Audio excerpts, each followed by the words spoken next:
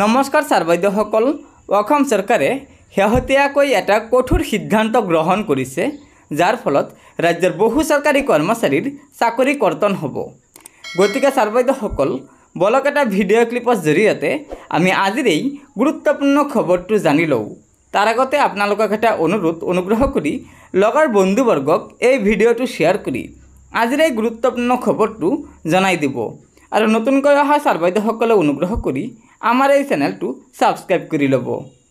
চাওক, আমি প্ৰত্যেকখন ডকুমেণ্ট পুংখানুপুংখভাৱে ইয়াৰ ভেৰিফিকেশ্যন হয় আৰু শিক্ষা বিভাগৰ নিযুক্তি প্ৰক্ৰিয়াটো বহুতে লেহেমীয়া বুলি কয়। যিহেতু ইয়াৰ যিটো ফিজিকেল ভেৰিফিকেশ্যন আছে, বেক ইন ভেৰিফিকেশ্যন আছে, সেই প্ৰক্ৰিয়াটো দীঘলীয়া হৈ যায়।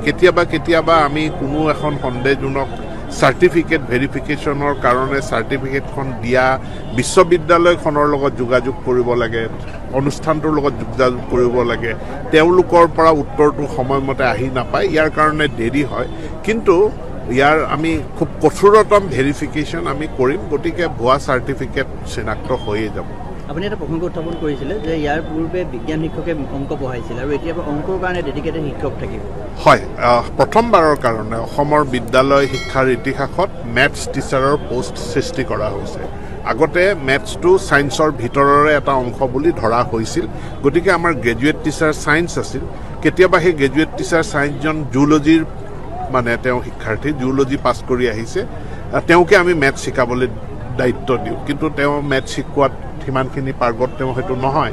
সেইকাৰণে আমি ডেডিকেটেড মেথছ টিচাৰৰ পোষ্ট এই বছৰৰ পৰা আমি সৃষ্টি কৰিছোঁ। প্ৰথম বছৰ হিচাপে 1760টা পোষ্ট সৃষ্টি কৰা হৈছে।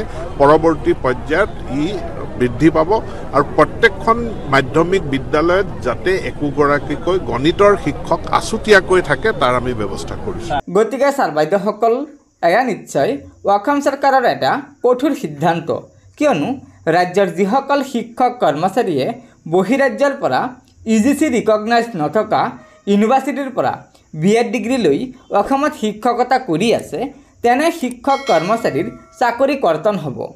গতিকে ছাৰ বাইদেউসকল, লগৰ বন্ধুবৰ্গক এই ভিডিঅ'টো শ্বেয়াৰ কৰি আজিৰ এই গুৰুত্বপূৰ্ণ খবৰটো জনাই দিব আৰু নতুনকৈ অহা ছাৰ বাইদেউসকলক অনুগ্ৰহ কৰি আমাৰ এই চেনেলটো ছাবস্ক্ৰাইব কৰি ল'ব। ধন্যবাদ। জয় আই অসম।